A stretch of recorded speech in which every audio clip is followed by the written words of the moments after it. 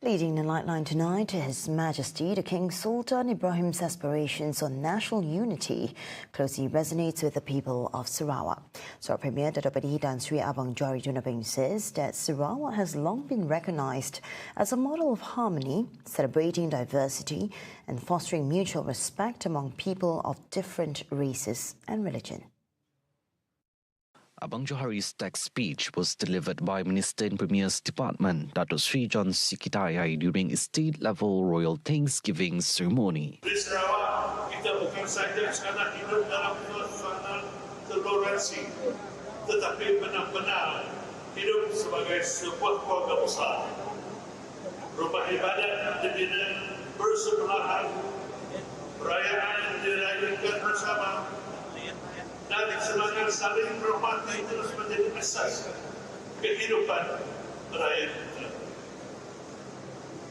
Keharmonian ini bukan berlaku secara kebetulan, tetapi hasil usaha berterusan semua pihak dalam memelihara kesepahaman dan kebersamaan.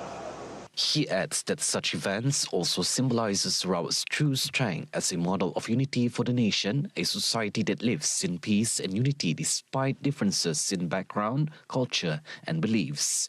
Moreover, Batong, as the host of this year's official celebration, reflects the true values of Sarawak, a district where mosques, churches and temple stand proudly side by side, reflecting a community that support one another without prejudice. The government under Gabungan Party Sarawak (GBS) will continue to fight for Sarawak's rights under the 1963 Malaysia Agreement, regardless of changes in the political landscape at the federal level. Deputy Minister in the Sarawak Premier's Department for Law, MA63 and State Federal Relations, Dato' Sharifah Hasidah Said Aman Ghazali says the pursuit is a continuous commitment unaffected by who governs at Putrajaya. Rundingan MA63 akan diteruskan, tak kira siapa kerajaan di peringkat persekutuan. Ini merupakan perjuangan untuk mengembalikan hak-hak kita. Dan kita akan terus memperjuangkan, tak kira sama ada election atau tidak. Kita nak atur MA63 itu bukannya perkara yang terlampau mudah dilaksi juga.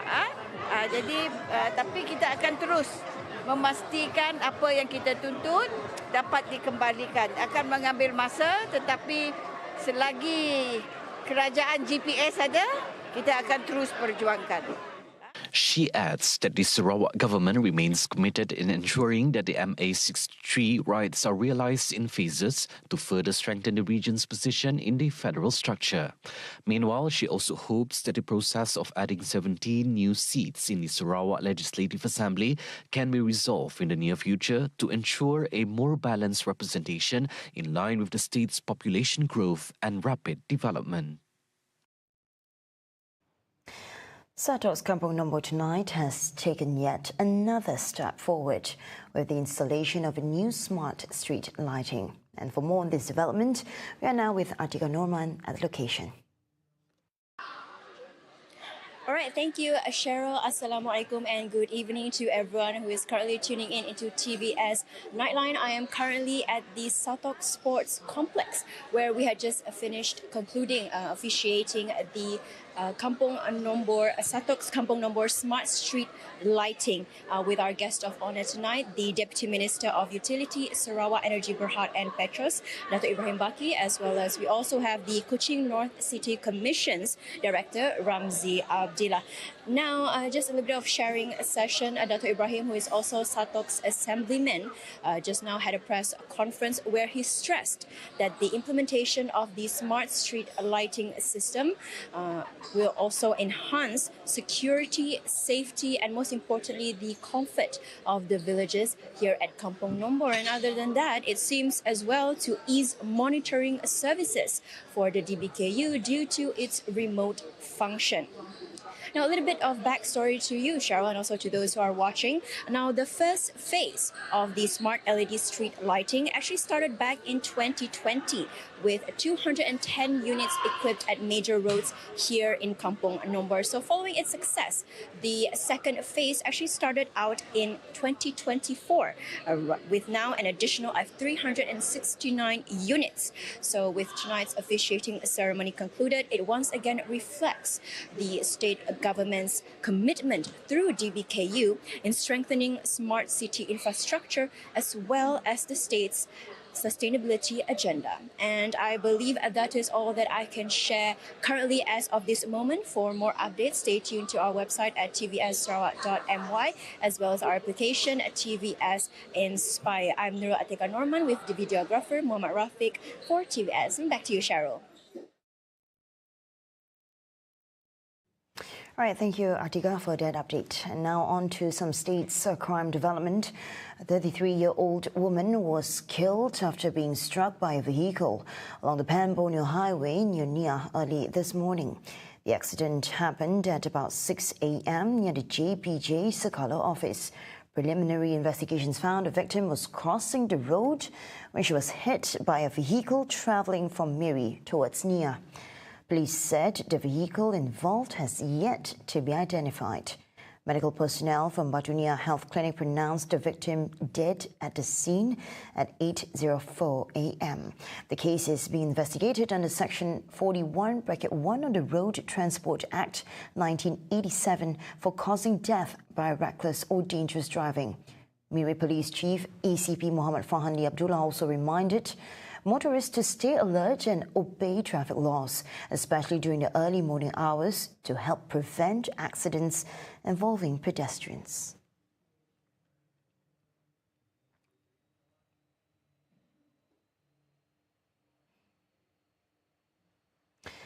And a two-day immigration crackdown across Kuching, Kota Samarahan and Lundu has resulted in the arrest of 37 undocumented foreign nationals. The operation carried out between June 11th and 12th saw state immigration officers inspect 122 individuals at 13 locations, including eateries, factories, entertainment outlets, rental premises, car washes and suspected online gambling centres.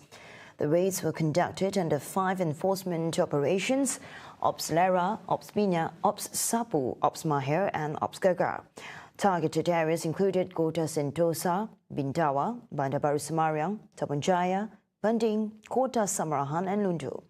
Immigration authorities said those detained are being investigated under the Immigration Act 1959/63 for offences, including overstaying and failing to possess valid travel or entry documents. The department pledged to intensify enforcement efforts and urged the public to report information on illegal immigrants or employers suspected of harbouring undocumented workers.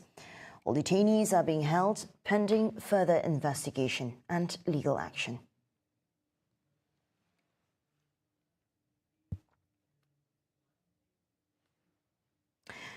The Sarawak Education Department has removed a teacher from classroom duties and reassigned them to a district education office following viral allegations of sexual misconduct.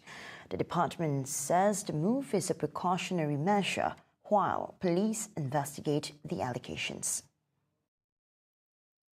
In a statement, education authorities stressed that any form of sexual misconduct will not be tolerated and vowed full cooperation with law enforcement throughout the investigation. The department also warned that anyone found guilty will face firm legal and disciplinary action. Meanwhile, the Ministry of Education's Integrity Unit and the School Inspectorate have launched separate internal investigation to examine compliance procedures and student safety measures at the school involved.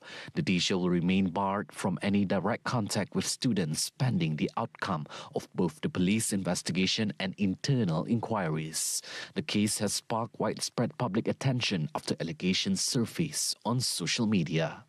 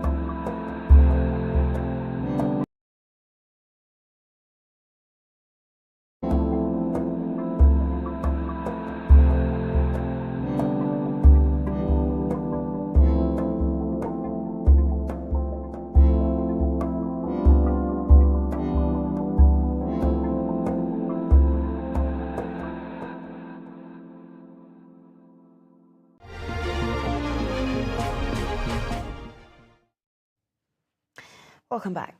The Sabah Southern Madani Link project is set to drive rural development and strengthen energy connectivity between Sabah and Sarawak.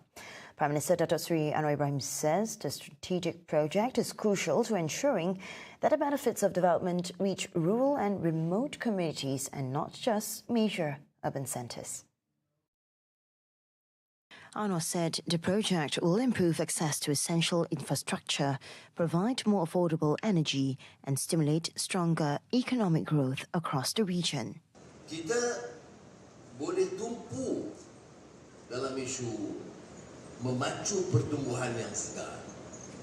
Tetapi kita tahu selagi manfaatnya itu tidak sampai ke seluruh pelosok negeri, dari kota yang rancak pembangunannya kepada pelosok daerah yang paling terpencil,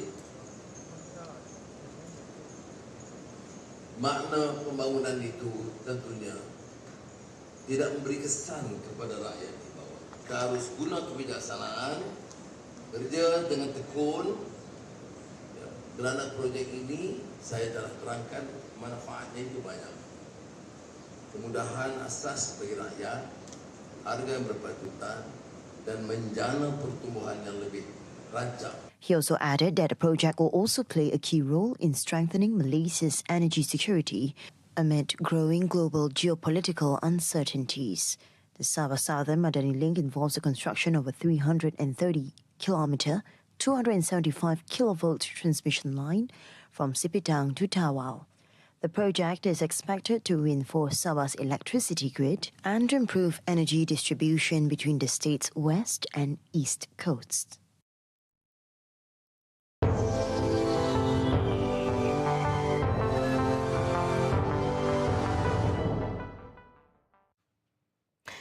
Elon Musk became the world's first trillionaire on Friday following a surge in SpaceX shares in its Wall Street trading debut. Shares of the tech and artificial intelligence enterprise vaulted more than 21% in early trading, lifting Musk's estimated wealth to above $1 trillion. Musk's fortune is heavily composed of equity or paper holdings rather than cash. Shares in SpaceX were up more than 20% in their first hour of trading Friday on Wall Street, reflecting keen investor interest in Elon Musk's promises of bringing humans to Mars and building data centers in space.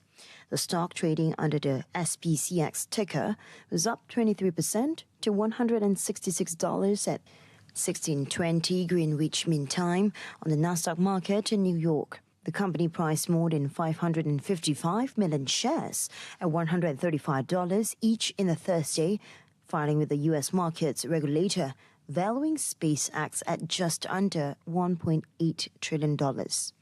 Friday's gain lifted SpaceX's market value to more than $2 trillion, placing it among the 10 most valuable American companies ahead of Tesla, Facebook owner Meta, and Walmart. Options for nearly 83 million additional shares could push the total raised above the 86 billion ringgit. I'm Michelle Chamelto. Thank you for watching and have a good night.